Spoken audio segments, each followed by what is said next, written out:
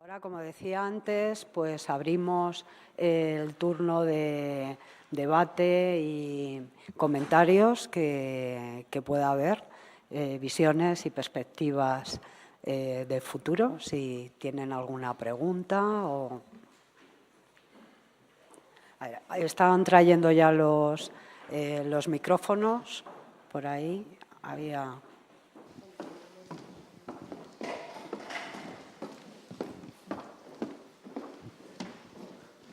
Mira, bueno, luego hay otras dos personas ahí. Sí, sí, adelante. Sí, muchas gracias por lo expuesto por las personas que componen la mesa. Y sí quería hacerle una pregunta en relación a todo lo que hasta ahora han estado hablando. Si vemos un poquito lo que ocurre con restos arqueológicos terrestres, por ejemplo, las pirámides, son visitadas por muchas personas y personas que estudian la arqueología o la construcción de las pirámides. Si nos llevamos eso al campo naval, ocurre lo mismo con el Basa. Recibe muchas visitas que bien admiran lo que es la antigüedad y otras personas admiran lo que es la construcción o estudian la construcción.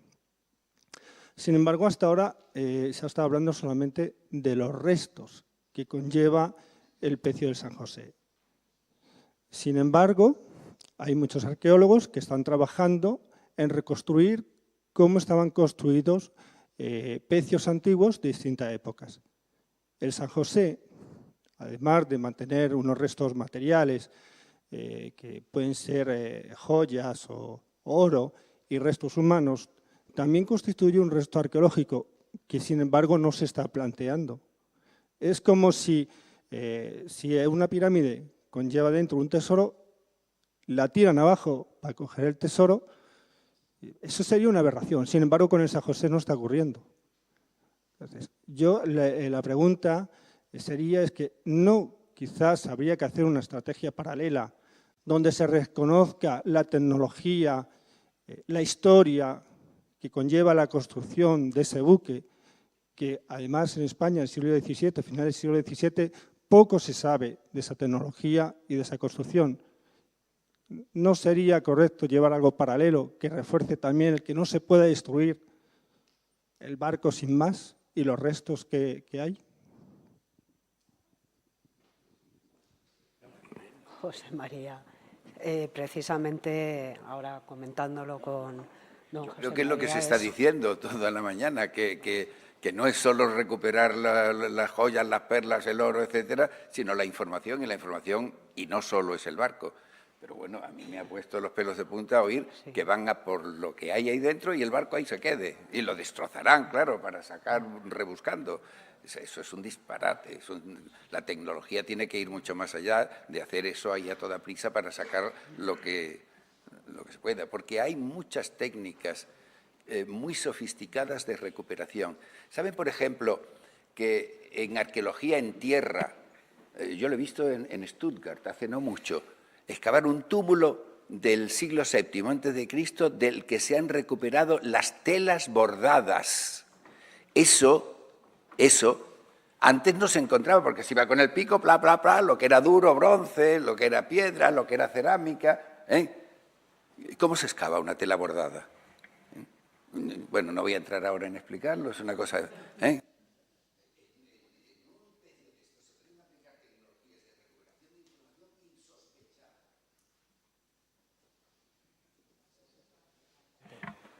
Creo que la pregunta ha sido muy acertada. Yo le voy a contestar en otro sentido, que creo que es lo que pretende. Efectivamente, estamos hablando de un invento, device, dirían en el lenguaje internacional que nos obligan a practicar, genuinamente español y un caso diferente al de otros países. El galeón, especialmente el galeón tardío del siglo XVII, del que estamos hablando, es un prototipo que nace para una misión concreta, a medias defensiva y a medias ofensiva, acorde con la política naval española del momento, que no supone la creación de grandes escuadras ofensivas, sino que nos quedemos como estamos en la política de los últimos Austrias. De manera que el galeón aporta a la historia de la construcción naval una serie de datos fundamentales que deben ser transmitidos. Este es un proyecto que puede estar perfectamente incluido en todo este mare magnum de ideas que se nos están ocurriendo, la de poner en valor lo que fue el San José, como otros muchos testimonios. El San José fue un testimonio especialmente relevante, menudo, gran porte se trataba, pero efectivamente de la tecnología, de cómo se fabricó, de todo lo que se empleó, del armamento, del cual se está hablando, de unos cañones de bronce. Pero bueno, ¿han ustedes excavado o no han ustedes excavado? Porque si no, ¿cómo saben que no son de hierro fundido como sospecho que son? Pero, en fin, esto es marginal. Lo que quiero decir es que es el momento de hacer marca España, también en la información. Completamente de acuerdo. Y si se pretende hacer un museo, que ese museo, España tiene mucho que decir y tiene un trasunto que decir, que siempre ocurre el peligro de ser tergiversado si, una vez más, hay tendencias a hacerlo por otros motivos ajenos a la ciencia. Muy bien. ¿Había por allí más preguntas? Sí. Buenas, vamos a ver, son dos cuestiones. Una al jurista. ¿Por qué en el galeón Atocha no se hizo nada? ¿Porque no se podía o porque no se quiso? En cuestión de reclamación del patrimonio y tal. Y luego la segunda cuestión es al museo, referente al patrimonio del Mercedes, que pienso yo que en vez de estar guardado en una caja fuerte los miles y miles de monedas, que no las ve nadie ni nada, deberían repartirse como gesto de buena voluntad y de participación en ese patrimonio a todos los países que contribuyeron a ese patrimonio, países sudamericanos, por lo menos una gran parte, porque aquí, ¿qué hacemos con tantas miles de monedas que no las va a ver nadie? Si hubiera una parte en cada museo de cada país, pues, no sé, sería un gesto de buena voluntad y digamos, de buenas relaciones con todos los países que han contribuido de alguna u otra manera a ese patrimonio. Cuando ya se descubrió, yo siempre lo pensé y digo, jolines, deberían repartirlo entre todos los países, que al fin y al cabo pues, no afecta para nada al patrimonio español. Sí, respecto de la Atocha y de un montón de otros vestigios sumergidos de origen hispánico en costas norteamericanas, hay una cosa que tiene que saber el público y a lo mejor también alguien que sea responsable o que tenga capacidad de tomar alguna medida. Lo que tenemos que saber es que ese procedimiento sigue vivo, sigue abierto. Todos los años se produce ante el juez un acto que consolida el dominio sobre los objetos que dicen que han rescatado. Si nadie se opone, se los conceden a la empresa titular, en este caso, de la sentencia que lo refrendaba y de un acuerdo que tiene con el Estado de Florida. Pero esto ocurre con muchas otras. ¿Qué sucede? No hay ningún contenido que el juez verifique si ha habido protocolos arqueológicos de por medio. Son unas minas abiertas que nadie controla, que permitirían, y esto es una expresión de un cazador de tesoros histórico, nadie sabe lo que al final sucede ahí. Yo puedo estar sacando cosas de manera ilegal de otros lugares y decirle al juez, esto es de la Atocha todo, y se lo atribuyen legalmente y llega al eBay o al sitio donde lo vendan totalmente legalizado, blanqueado. ¿Qué sucede? Pues quizá yo he echado de menos una posición más activa y más comprometida de nuestro país en torno a este expolio que se sigue materializando. O sea, yo no tengo ninguna duda de que lo que ocurre en las costas de Florida es uno de los mayores expolios de la historia. O sea, es una experiencia industrial inédita de lo que es capaz una sociedad desarrollada con medios financieros y tecnológicos de producir sobre un legado histórico que es también suyo. O sea, es que estamos hablando del registro histórico de un legado común en Estados Unidos. Entonces, nosotros no hemos dicho nada, inexplicablemente, más que el ruido y las protestas que se han podido canalizar, a veces desde la prensa, gracias a la sensibilidad de Jesús García Calero, que presta mucha atención cuando nos hemos quejado de la sociedad civil en esto. También es, por supuesto, un periódico Sociedad Civil, pero eso sigue ahí. Y lo mismo ocurre, bueno, molestará también, pero a otros pleitos que siguen vivos, inexplicablemente sin activar, pues el caso de la Mercedes, la parte penal de la Mercedes. La parte penal de la Mercedes es fue una consecución que aceptara el tribunal que, en virtud del territorio, el buque de Estado, la fragata Mercedes, generara esa jurisdicción española, aunque estuviera en la plataforma continental de Portugal. Es decir, el saqueo, el robo y la destrucción que sucedió ahí sirvió, aunque estuviera en aguas no españolas, para generar jurisdicción penal española. Otras cuestiones que están ahí y que tendrán una dimensión política que se me escapa a mi imaginación, pues impiden que no lleguemos a una sentencia condenatoria de esta gente, que además, como ha publicado la ABC en unas investigaciones en las que he podido intervenir, Odise ha estado asesorando al gobierno colombiano y le ha provisto de todo tipo de proveedores tecnológicos, desde la empresa Swire a Boots Hall, en fin, toda la consultoría necesaria para hacer esa magia que todavía pretenden hacer. No solamente es que quieran vender la plata, o que es que lo quieren, todos esos restos arqueológicos metálicos los quieren pagar a la empresa cazatesoros por su peso, ni siquiera por su valor numismático o histórico, lo cual es evidentemente un doble expolio a la sociedad colombiana. No solamente le quitan su historia, sino también le detraen el valor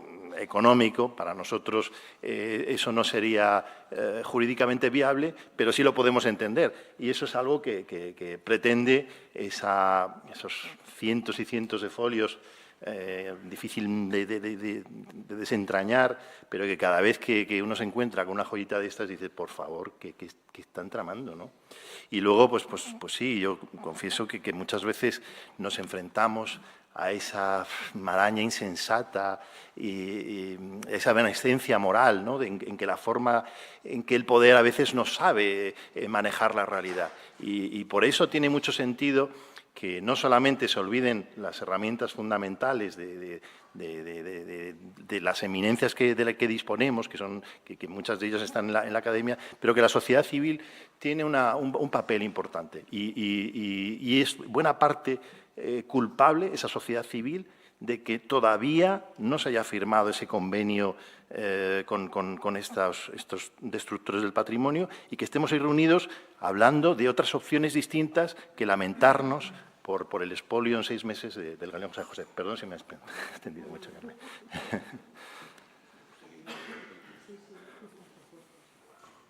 Quisiera contestar a nuestra gentil cuestionadora sobre dos preguntas concretas que ha hecho. Ha sido sobre la Atocha y como las circunstancias de la Atocha, que fueron muy distintas desde el punto de vista de conciencia nacional de lo que representaba. Estamos hablando de hace bastantes décadas.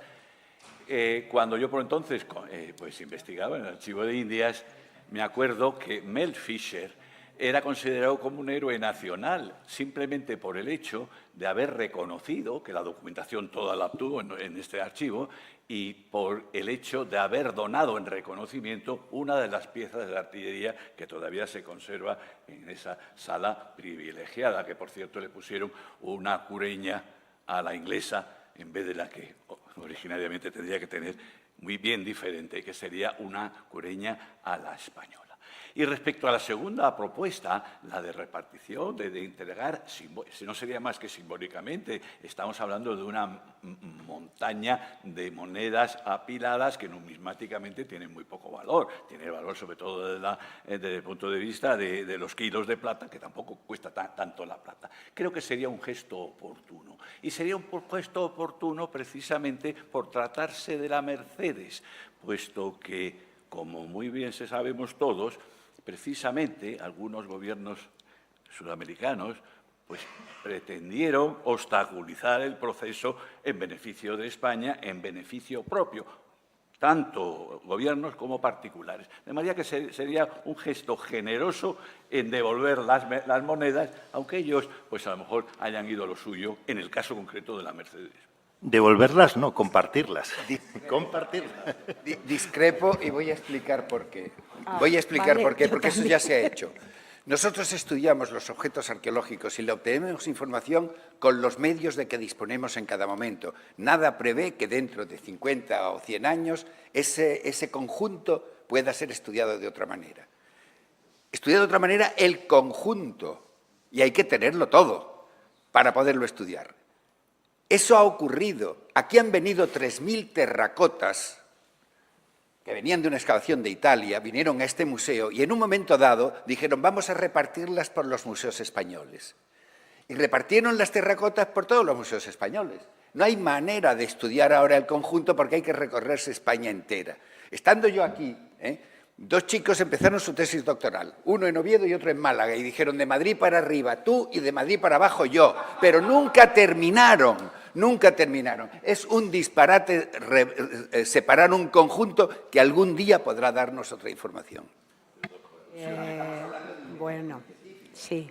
Sí, por alusiones, perdone, respondo a eso, porque mi interpretación de nuestra interlocutora no era la de repartir, sino dar un testimonio que creo que para nada afectaría al conjunto, pero me someto al mejor criterio de este gran arqueólogo que es don José María Luzón. Bueno, y por parte de los museos también, del Museo Naval y del Museo Arqueológico, las piezas no están aquí. Están en el Arqua, no están escondidas al público, igual que el resto de los objetos que se conservan en los museos de pintura, los cuadros. Hay unas áreas de reserva donde hay materiales que están para el estudio, para la investigación, para exposiciones temporales, para préstamos, para depósitos, pero como decía el profesor Luzón, es importante la integridad y es uno de los objetivos de la arqueología. Me gustaría saber si en lugar de monedas estuviéramos hablando de un hallazgo de ánforas, de esas que llevaban los galeones y las fragatas, ¿no?, con los alimentos, si estaríamos hablando de la necesidad del reparto. Para mí las monedas tienen la misma importancia que puedan tener esas ánforas de cerámica, la misma, y mi especialidad es la numismática. Y bueno, creo que también desde el Museo Naval, ¿no? Sí, bueno, efectivamente es que las monedas no están aquí, están en Cartagena, están en el laboratorio del Museo de Arqueología Subacuática. Se están investigando, se están clasificando y se están tratando. El tratamiento de estas monedas no es sencillo y efectivamente una a una llevan mucho tiempo. De todas maneras, efectivamente estarán a disposición de todos los investigadores para su estudio.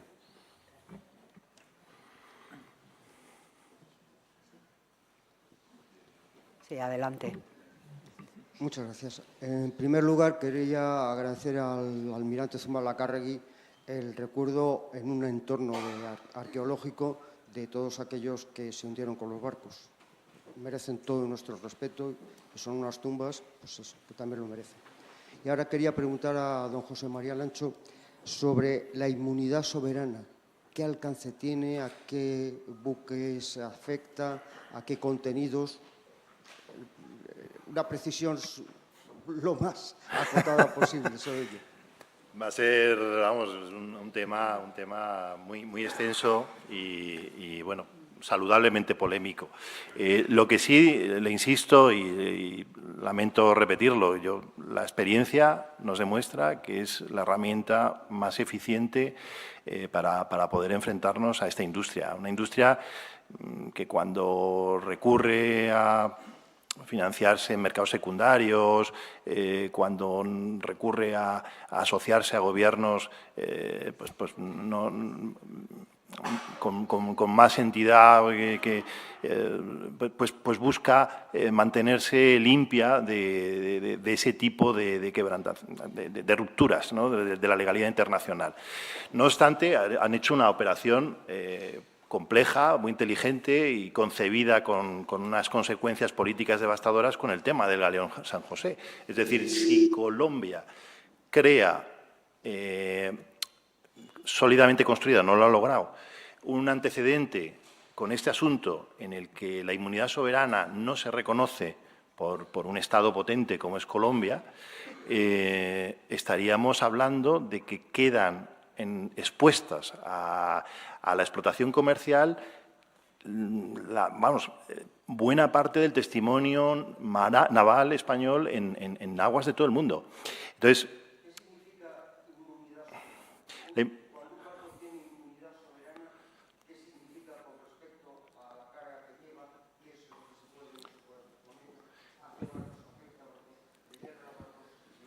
una protección desde el derecho internacional del mar. Con perdón, doctor. Sí, adelante, Antonio. No. Es que me encanta que sea un colombiano quien lo... Sí, por favor. Claro. Pues es que es una figura real existente en el derecho internacional del mar que consiste en otorgar una protección, otorgar en sentido genérico, no hay una autoridad que lo haga, un tribunal la puede declarar desde luego, un Estado la puede reivindicar. También diciendo ese navío es navío de guerra y por tanto está protegido por la figura de la inmunidad soberana, es decir, nadie lo puede tocar, nadie lo puede explorar ni rescatar.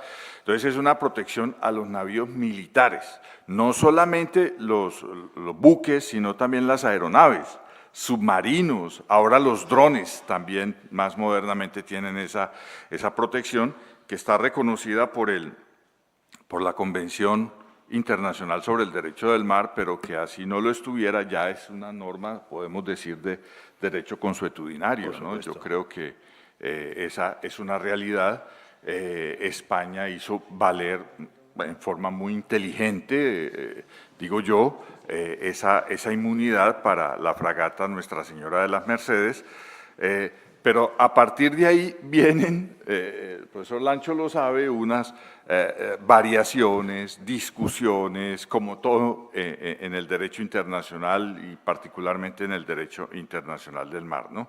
Pero yo no quería quitar el espacio al profesor José María Lancho. Yo tendría otras precisiones para hacer, pero espero a que me hagan alguna pregunta. A ver, lo que pasa es que vamos un poquito mal de tiempo en el debate porque la sesión tercera de la tarde empieza a las 3:15. Pero, entonces son las Carmen, perdón, el 2:15. profesor Lucena está pidiendo la palabra hace un tenemos momento. una pregunta más, dos cortitas. brevísimas, pero muy a hacer las breves. cortitas. Bueno, sí, me tengo que comprometer a hacer las cortitas porque han sido 5 intervenciones muy interesantes. Al profesor Renfijo. Gracias. Bueno, me tocó a mí ahora. Gracias, profesor Lucena. Es que ha habido algo que me ha sorprendido y es su mención a que Research Armada conserva, incluso sobre el galeón San José, el 50% de los derechos. Si podría aclarar algo más. Y segundo, hace poco usted en un conversatorio, incluso llamaba la atención vehementemente sobre una expresión que había llevado a cabo la ministra de Cultura sobre que estaba Colombia preparada para futuros litigios nacionales e internacionales. Usted al doctor Montenegro le sacó los colores al respecto, diciendo que cómo Colombia estaba ya gastando dinero en esos despachos internacionales, cuando todavía no se sabía si se iba a haber litigio o no había y sobre qué base jurídica se iban a plantear los litigios. ¿Cuál es la visión desde el otro lado del océano? Claro, sobre la cuestión de la inmunidad habría mucho que decir, porque no es un instrumento útil en este caso, ni mucho menos, bajo mi punto de vista. Lo es frente a cazatesoros cuando actúan como cazatesoros ante instancias jurisdiccionales internacionales. Estados como fue- cazatesoros. si o ante acabo- estados cazatesoros. Bueno, pero yo ahora mismo no me atrevo a calificar a la República de Colombia como un Estado cazatesoro. Al momento... No al hablo de momento- culpas colectivas, es que no, es al evidente. momento O sea, que ocurra lo que ocurra, ya una veremos. administración cesada que afortunadamente, vamos, que por precisar lo que quieres decir, que digo yo, solamente Yo eso. no he puesto No, nada. que- Lo único que digo es que no creo que sea el instrumento preciso, porque cuando se está planteando una posible controversia jurídica contra una república iberoamericana, una república hermana iberoamericana, plantear la cuestión de la inmunidad soberana, que es un recurso procesal, porque aquí lo que realmente se está hablando sobre la propiedad pública de los objetos, plantea muchos problemas. De hecho, porque no se planteó la propiedad pública fue por lo que salió el memorando de entendimiento con México. Cuestión distinta a la discusión ante los tribunales norteamericanos en Juno, Galga y luego la Mercedes. Ahí te preciso que en el caso mexicano, por ejemplo, sí que, vamos, en interlocución pública además con Pilar Luna, ella sí reconoció la instrumentalidad útil de la inmunidad soberana. Pilar Luna es la gran María, maestra de la José arqueología María, en ambos mundos. José María, Y eso, yo yo creo que ella María. tenía una lucidez clara y que ha servido más de una vez la inmunidad soberana para espantar cazatesoros, incluso para el gobierno mexicano y podría servir incluso al gobierno colombiano para espantar a Sea-Search Armada. Es cierto que a lo mejor no es familiar al público la situación de Sea-Search, pero llevamos años comentando lo que es esta empresa. Yo creo incluso que ha habido cierto concierto entre Sea-Search y el consorcio que quiere explotar esto, pero bueno, esa es otra cuestión. Yo creo que la inmunidad será útil y tiene que ser útil, y no hay otra herramienta que sea tan eficiente ahora mismo como la inmunidad soberana, incluso para entenderla entre los dos países, de una manera hermana, como bien señalabas. Bien. El memorando de entendimiento con México participé en su redacción, con lo cual también conozco bien de cerca Sí, a sí, qué sí. redacción, como Flor Trejo, conoce perfectamente. Y fue otra cuestión completamente distinta. De hecho, se eliminó la cuestión sobre la discusión de la propiedad pública o no de los barcos hundidos en el convenio UNESCO precisamente para evitar ese tipo de problemas. La Convención UNESCO habla de que no entra en la cuestión de la inmunidad soberana, punto uno, y luego lo que sí es cierto es que planteamos ir más allá del MOU que existe y hablar de un patrimonio común, de un patrimonio compartido. Y esa opción puede ser absolutamente un caso ejemplar para desarmar ideológicamente los nacionalismos respectivos, las ideologías tóxicas que un poco encierran un falso debate al que nos encadenan pues políticos o empresarios desaprensivos, claro. Lo veremos en breve. Pero la pregunta que más me interesa es al almirante, y es si se ha encontrado ya el manifiesto de carga del San José. Sí, existe. No sé si empezar por lo último, son una cantidad de cuestiones, más las que yo ya tenía para precisar, de manera que voy a ser muy telegráfico, si puedo decir así. Me parece muy importante. Sí, creo que hay un solo colombiano que hace unos 25 años vino al Archivo General de Indias, al Archivo de Indias de Sevilla, perdón, confundo con el Archivo General de Colombia, recopiló toda esa información de los célebres legajos del archivo. Me dijo alguna vez en conversación de cafetería, si usted ve todo lo que hay ahí se enloquece, me dijo así. Le dije, ¿pero yo por qué? Porque es que es una cosa formidable todo lo que contiene la carga del galeón San José. Esto es real, yo lo creo. Entre otras, hace unos cuantos años ya el Archivo de Indias guardó ese legajo como confidencial y no, profesor O'Donnell no permite consultarlo, de manera que le tocará pedir la autorización al director, pues directamente habrá que decirlo. Bien, varios puntos para precisar, como decía, muy telegráficamente. La sentencia reciente del Consejo de Estado, que a pesar de una propuesta que yo hice como abogado, como profesional, de pedir la anulación de esos derechos, el Consejo de Estado sacó una decisión que yo critiqué mucho, también está disponible en los medios, por ambigua, porque dejó planeando ahí la cuestión de los derechos, por eso lo digo así. Aquí hay que distinguir dos cosas, y era de lo que yo quería precisar también hace unos minutos, es que una cosa es lo que se entienda por el derecho a nivel interno de los estados, puede ser Colombia y España, y otra cosa cómo se dan estas confrontaciones en el derecho internacional. Eso es muy importante tenerlo metodológicamente presente, ¿no? Nosotros en nuestros países, y repito, hablo de España, de Francia, del Japón, de cualquier estado, percibimos de cierta manera las cosas, pero en el derecho internacional se dan de otra forma. No quiero decir que sea pues contra la lógica, ni mucho menos, sino que hay una serie de normas que precisamente como esto de la inmunidad soberana. En esa sentencia, pues yo cuestiono, entre muchos otros aspectos, precisamente la falta del derecho internacional, ¿no? Ha habido en la posición de Colombia un cierre de puertas y ventanas para no permitir que entren ciertas normas, no al sistema jurídico porque pueden existir, sino dentro de todo este proceso pues larvado, generado por el gobierno actual desde hace varios años, como ha sido detectado por mucha gente, para rescatar pues el Galeón San José. De manera que ahí tenemos también una cierta diferencia. Fíjense ustedes, por ejemplo, yo miré la sentencia del Consejo de Estado y la palabra internacional aparece una sola vez, y no para decir hay tales instrumentos internacionales que de una u otra forma intervienen en esto del Galeón San José. Eso no lo hace esa sentencia. Entonces, es algo cuestionable la falta de internacionalización de este problema, no por un gusto de un profesor de Derecho Internacional, sino porque es un problema internacional. Ese es un primer punto. Lo de la inmunidad soberana, ya lo había anunciado yo hace unos minutos también, genera muchas discusiones jurídicas. El profesor Lucena ha puesto unos puntos que me parecen muy atinados, muy pertinentes, para interrogarse sobre la efectividad de la figura hoy, ¿no? Eso sería un punto de discusión jurídica. Yo anuncié también que no quería aburrirlos pues con parágrafos y normas. Muy brevemente lo dejo mencionado. Pero sí quiero mencionar aquí un aspecto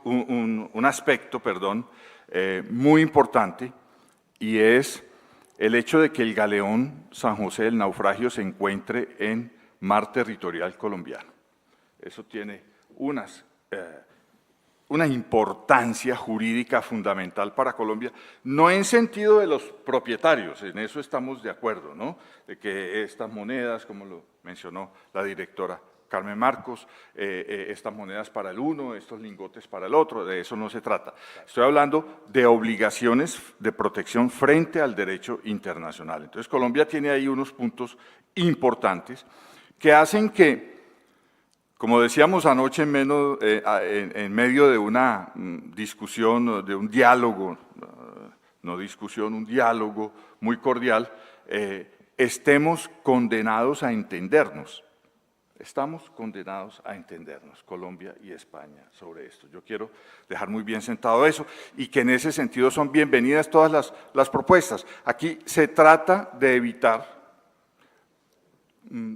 procesos judiciales que nos lleven años, donde se deterioren las relaciones, claro, donde se ponga pues se pierda la oportunidad de un diálogo sobre eso. Yo creo que nosotros tenemos la responsabilidad de hacer ese diálogo real. Precisamente por eso estamos contra el proyecto del presidente Juan Manuel Santos. Por eso lo hemos hecho así. Y a la muy interesante intervención, también lo quería precisar, del profesor José María Luzón, quiero decir que también me anticipé a precisar que no es toda Colombia la que está incurriendo en eso que usted atinadamente llama la barbarie de rescatar el Galeón San José como se ha querido hacer. El profesor Juan Guillermo y yo estamos aquí precisamente para cuestionar desde la academia, desde la ciencia, desde el derecho, ese proceso, y lo hacemos con plena convicción y con plena seguridad de no estar faltando pues a nuestra condición de venir de un país del sur, de ser colombianos, pero conscientes de que no es la forma de trabajar ese naufragio. De manera que, repito, que se quede en el ambiente, no porque lo haya dicho yo, sino que se quede como algo fundamental. Estamos condenados a entendernos. Quiere decir en los términos jurídicos, en hacer acuerdos, en dialogar, y en ese sentido ha sido muy bienvenido este espacio para dialogar sobre esto. Gracias. Muy bien,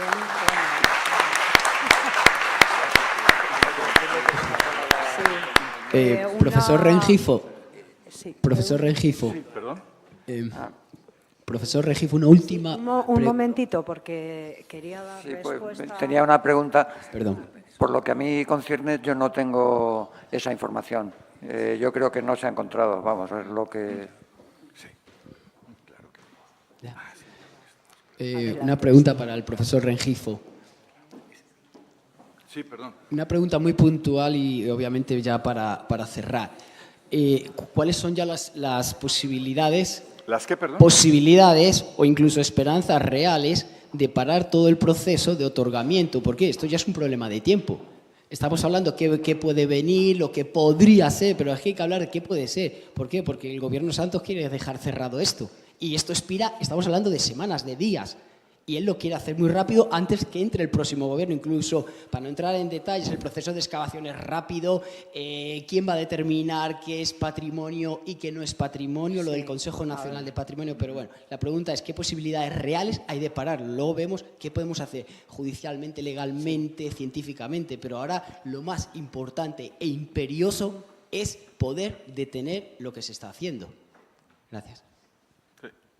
Gracias. Bien. Yo no sé si es porque la gente del sur tenemos o desarrollamos otra concepción del tiempo que expone muy bien García Márquez, por ejemplo, en sus obras, ¿no? Llueve 40 días y 40 noches y eso por allá es normal, en otras partes del mundo pues puede ser como tan raro, ¿cierto? Yo no sé si es por esa concepción del tiempo, yo pienso lo siguiente, soy muy claro en esto, también lo he expresado, he dicho, hemos avanzado, adelantado todos los argumentos posibles para que el gobierno de Santos detenga esa APP. Cada vez, esto ya es personal, mi sentimiento, yo digo, yo creo que en unos días va a salir diciendo que no, que van a suspender. No, sale la ministra diciendo, la ministra de Cultura, la APP continúa, no ha pasado nada, aquí nadie ha dicho nada, esto es un proceso jurídico ya encaminado, de manera que suspenderlo es imposible. Entonces, hay dos, es tan elemental como esto, dos posibilidades, o para el proceso del gobierno o lo continúa. Si lo suspende, estaría muy bien. Parece que lo va a continuar. Esa será, y quiero decirlo aquí, siquiera usted me da la oportunidad para tantas cosas que hay por decir, pero yo quiero decir que el gobierno de Juan Manuel Santos tendrá la responsabilidad histórica ante el mundo, fíjese bien. El profesor Lancho ha hablado de crimen contra la humanidad, pero el gobierno Santos tendrá esa responsabilidad de valga la redundancia, de responderle al mundo y a la historia ante las páginas de la historia por concretar un proceso tan nefasto como ese. Eso también hay que decirlo en un foro como el foro al que estamos aquí pues, convocados. De manera que puede sonar muy sencillo y muy evidente, pero hay que decirlo. El gobierno entrante ya ha expresado yo una voz de esperanza en el sentido de que va a cambiar las cosas, va a generar nuevas orientaciones, así me lo han expresado, no digo oficialmente porque no hay nadie ejerciendo un cargo todavía, pero ese nuevo grupo y hay noticias ya sobre el empalme, le llamamos en Colombia, entre el actual ministro y la actual ministra y la nueva ministra que vendría, comisiones que se nombran y se ha tratado del caso del Galeón San José, ya difundieron los medios, ya hay unas noticias.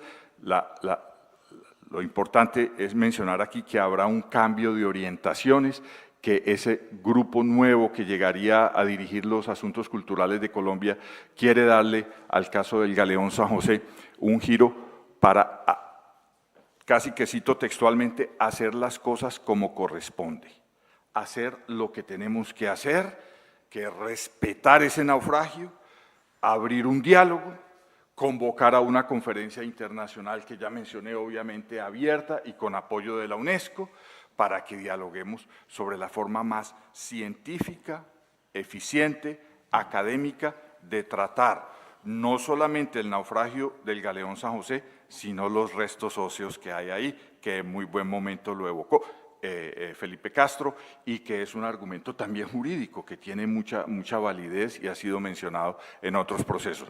De manera que el mensaje es a la esperanza, a mantener la fe y a pensar que este proceso nefasto, como podemos llamarlo, deberá ser retirado y que si no se retira, pues responderán ante, pongámoslo jurídicamente, los tribunales de la historia, ¿no? Y o los de tribunales, pronto, otros Carmen, solo un tribunales, segundo. claro. Y los tribunales penales españoles, porque sabemos ya la trama financiera que hay detrás. Es una trama mayoritariamente europea. Y precisamente por eso nos sirve la inmunidad soberana, nos serviría para intentar acciones penales desde España. Y eso es disuasorio, eso es eficiente y tenemos que acabar con esa industria con todas las herramientas que tenemos. Una de ellas, la inmunidad soberana. Y perdona, Carmen, que sé que se ha alargado esto muchísimo. Discúlpame. Vamos un poquito ajustados de tiempo y las sesiones de la tarde también van a ser intensas, por lo cual tenemos que hacer un alto en el camino para la comida y, bueno, en algo más de media hora estamos de vuelta aquí. Ahí fuera donde ha sido el café también podemos comer algo. Gracias a todos.